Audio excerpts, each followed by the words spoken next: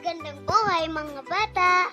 Tara, samahan ninyo akong matuto kasama si Teacher Aika, your online teacher. Please don't forget to subscribe, like, share, and hit the notification bell for more videos. Thank you! Matatag Curriculum, English Grade 4, Quarter 2, Lesson 1.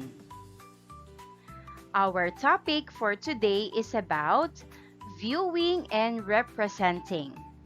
This is Teacher Aika, your online teacher. Let's start!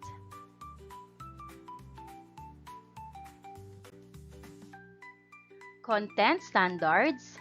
The learners demonstrate their expanding vocabulary knowledge and grammatical awareness, comprehension of literary and informational text, and composing and creating processes, and their receptive and productive skills in order to produce age-appropriate and gender-responsive texts based on their purpose, context, and target audience. Performance standards. The learners apply comprehension of literary and informational texts and produce narrative and expository texts, enumeration, description, time order, chronology, and procedural, based on their purpose, context, christenings and weddings, and target audience using simple, compound, and complex sentences and age-appropriate and gender-sensitive language.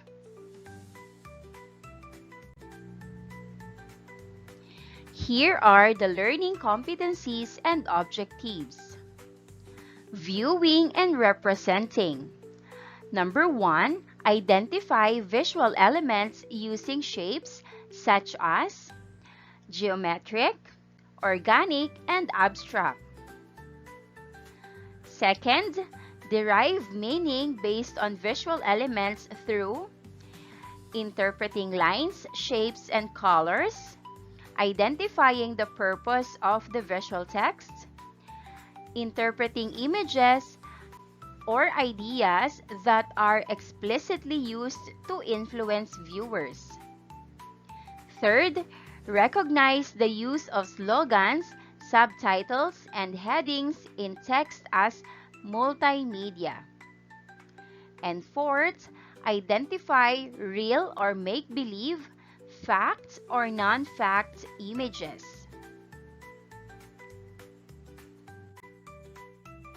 Here are the contents. Viewing and representing. First, identifying visual elements. Second, deriving meaning based on the visual elements. Third, identifying multimedia elements, text, such as headlines, subtitles, and slogans. Fourth, identifying real or make-believe, fact or non-fact images. Let's have first a short review. What words can you relate with squiggles and with a straight line? Look at the pictures. On the first part, we have the squiggles, and on the second part, we have the straight line.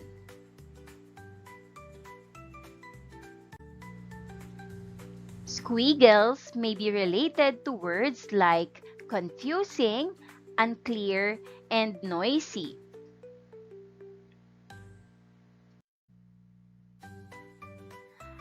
A straight line can be related to being clear or sure, meaning direct to the point. This time, let's take a look at the picture. Observe what can you see and what is happening in the picture.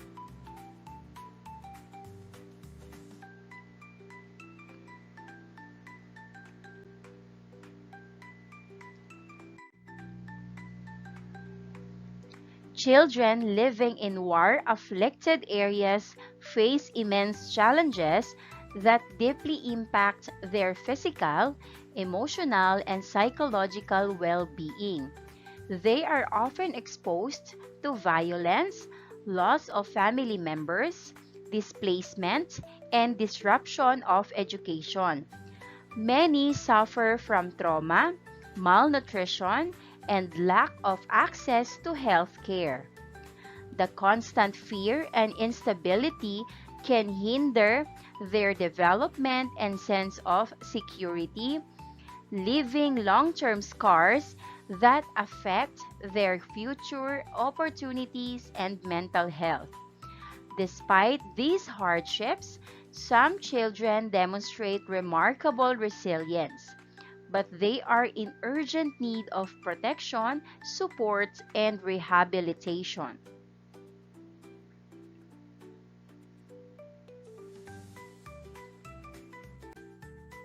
Here are the guided questions about the picture. Share your answer to your classmates. A. How do you feel about what you see in the photo? Which image in the photo caught your attention and why? B. Based on the photo, how do you think the children in war and conflict feel? What makes you say that? C. Who should help the children? How can they be helped? D. What can be done to have peace?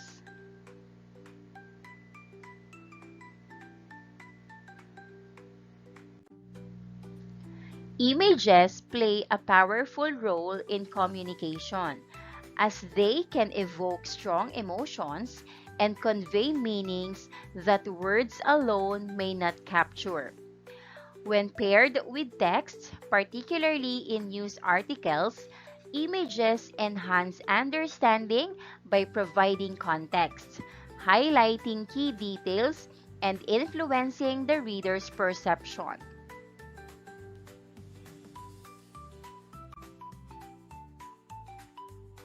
They can set the tone, draw attention to specific elements, and even shape opinions based on how they are framed. Understanding how to interpret images involves recognizing elements like composition, color, and symbols, which can help you grasp the full message and intent behind the visual and its connection to the text. This skill is crucial in critically analyzing media and developing visual literacy.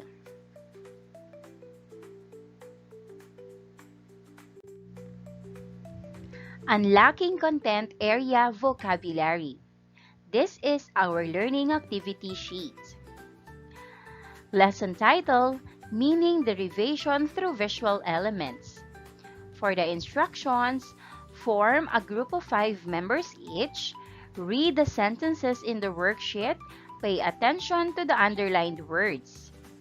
In your dictionary, select the appropriate meaning of the underlined word according to how it is used in the sentence. Write down the selected meaning on the space provided in the activity sheet. And use the underlined word in your own sentence. Of course, you have to post your activity sheets on the board. Let's start! Word building activity sheet. Number 1, my little brother drew a house using geometric shapes. Meaning, precise, mathematical shapes like circles, squares, and triangles. Sentence, the artist used geometric shapes to create a modern, abstract design. Number 2, the clouds took on a variety of organic shapes as they drifted across the sky. Meaning, natural, irregular, or free-form shapes that resemble those found in nature. Sentence: the flowers in the garden formed beautiful, organic shapes that blended with the landscape. Number 3, the painting of Picasso with a lot of abstract shapes attracted a lot of viewers. Meaning, shapes that are not meant to represent any specific object but are used to express ideas or feelings. Sentence: the artist's work is full of abstract shapes that challenge viewers to find their own meaning. Number 4, the make-believe stories of Disney are loved by the children. Meaning, fictional or imaginary stories not based on real life. Sentence: the children enjoyed playing make-believe games in the backyard. Number 5, the newspaper is presenting facts about what is happening in the war.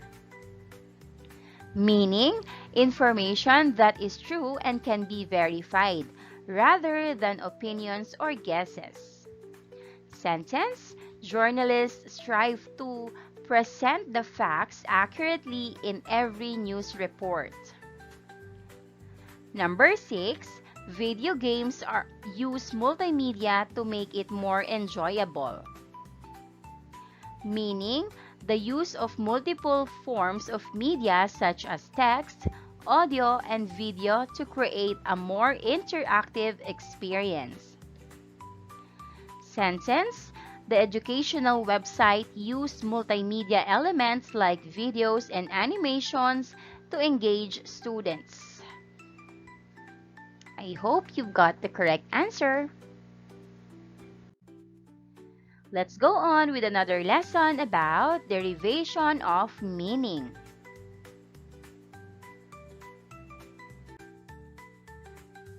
This time, identifying visual elements using shapes such as geometric, organic, and abstract. We will also do this one, identifying real or make-believe, facts or non-fact images. Let's take a look at the image below and answer the questions. A. What message does this image tell us? B. What kind of shapes are used in the image? Are there geometric shapes? Are there organic shapes? C. How did the shapes used help in expressing the message?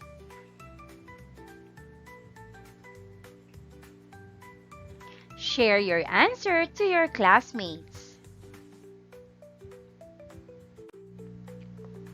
For our worked example, guide the pupils in analyzing the images that symbolize peace.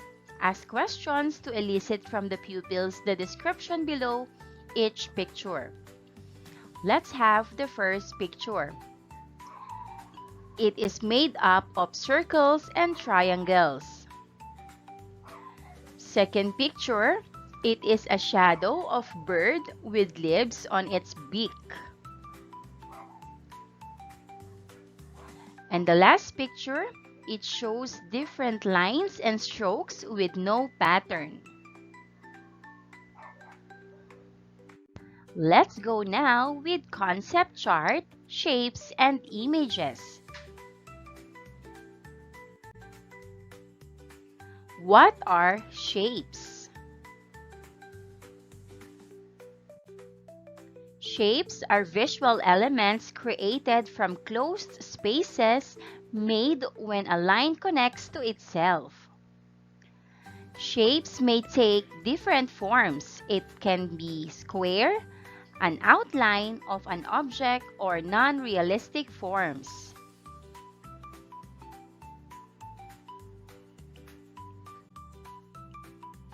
What are the different kinds of shapes?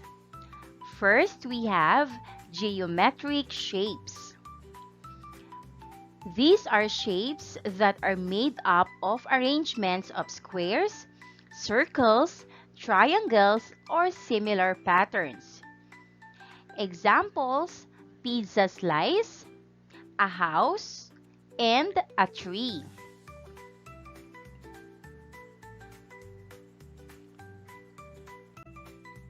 Second is organic shapes. These are shapes which are similar to those found in nature. Examples: a bunch of grapes and a tree.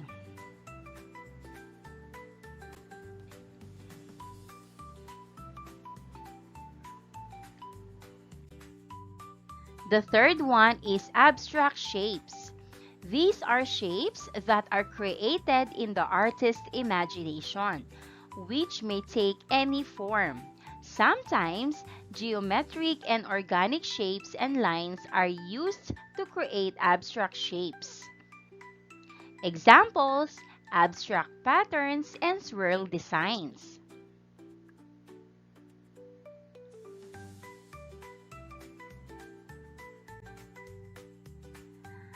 What are the kinds of images?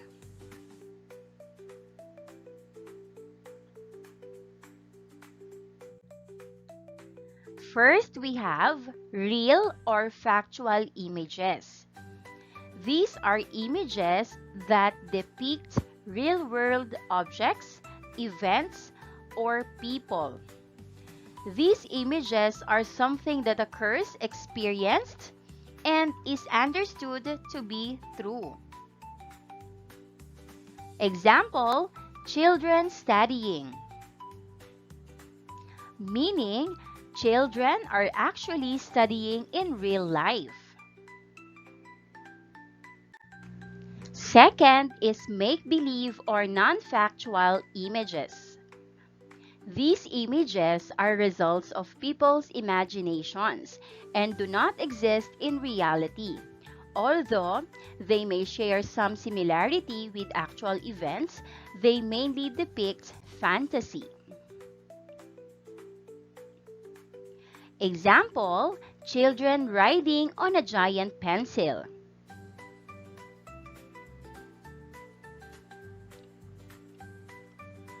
Meaning, a pencil is used for writing and it can't fly in real life, so children can't ride it.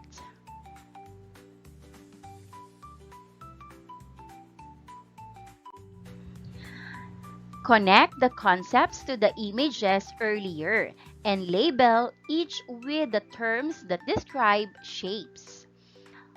First picture: it is made up of circle and triangles. This is what we called geometric shape. Second picture: it is a shadow of bird with leaves on its beak. This is organic shape. And the last picture, it shows different lines and strokes with no pattern. The answer is abstract shapes. Good job, kids!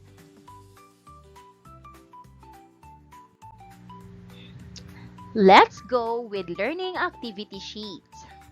The title is Meaning Derivation Through Visual Elements. Let us start with number 1. The image is silhouettes of people. The shape is organic shape. The shapes represent human figures in a simplified form, emphasizing outlines without details. Kind of image: real or factual. The soldiers are real people in the world who keep peace and help people when needed.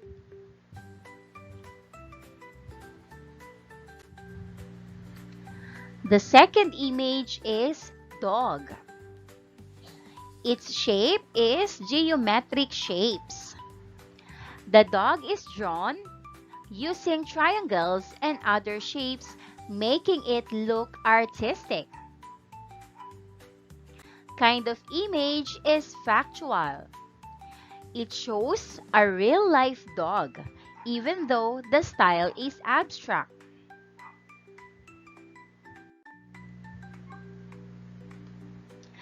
The third image is superheroes. The shape is various shapes. The superheroes are drawn using different shapes showing their muscles and bodies. The kind of image is factual.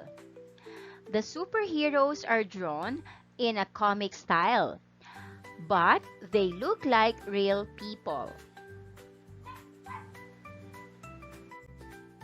The fourth image is cats on a fence. The shape is organic shapes. The cats are drawn in natural, flowing shapes that look like real cats. The kind of image is real. The image shows real animals, which is the cats, in a typical scene even if drawn in a cute style.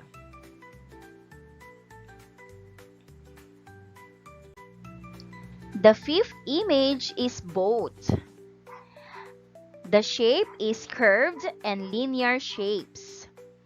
The boats and waves are drawn with smooth and curves to show movement. The kind of image is factual. The boat is a real object and the drawing shows it clearly.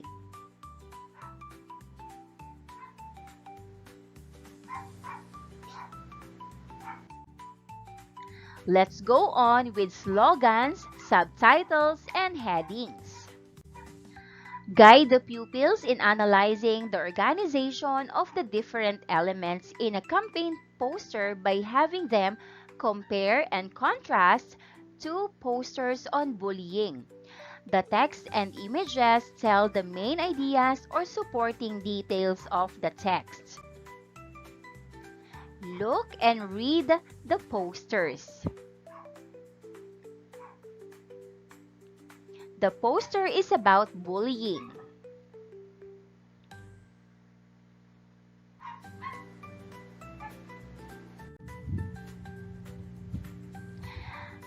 Let's have the guide questions. Letter A. What is the purpose of the posters? Who are the target readers? The answer: the posters aim to educate children and educators about the difference between rude, mean, and bullying behaviors.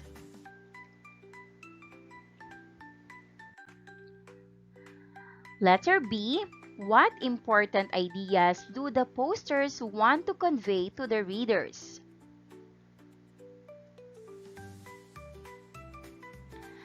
The answer: the posters emphasize that bullying is intentional, repeated, and harmful, while other behaviors may not be.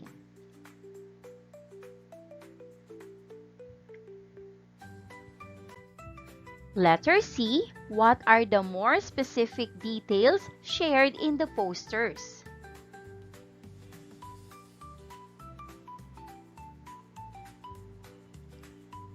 Here is the answer.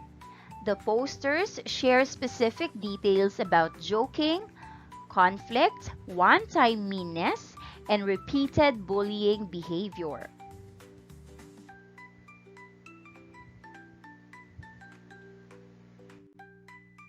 Letter E.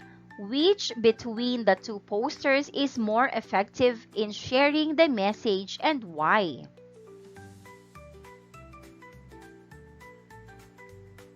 The answer: the second poster is more effective due to its simplicity, clear colored coded text, and easy to understand message for children.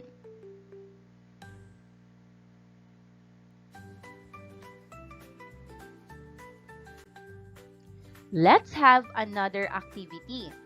The meaning box. Have the pupils work in groups to accomplish the worksheet on interpreting the poster. Below is a sample output. Please read the poster and the guide questions for deriving meaning.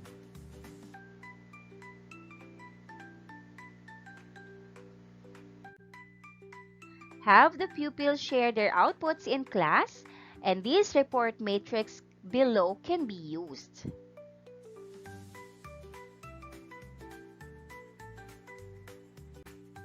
For learners' takeaways, ask the pupils to complete the graphic organizer by filling up the boxes, then writing a paragraph to summarize the concepts learned.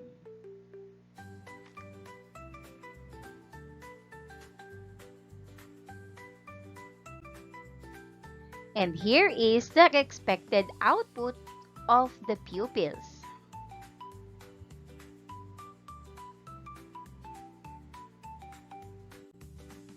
We also have reflection on learning. Ask pupils to write a journal entry by answering the following question. First, what is the most important thing that I learned from this lesson? Second, which lesson activity did I enjoy most and why? Third, what part of the lesson was difficult for me and why? Answer this in your notebook.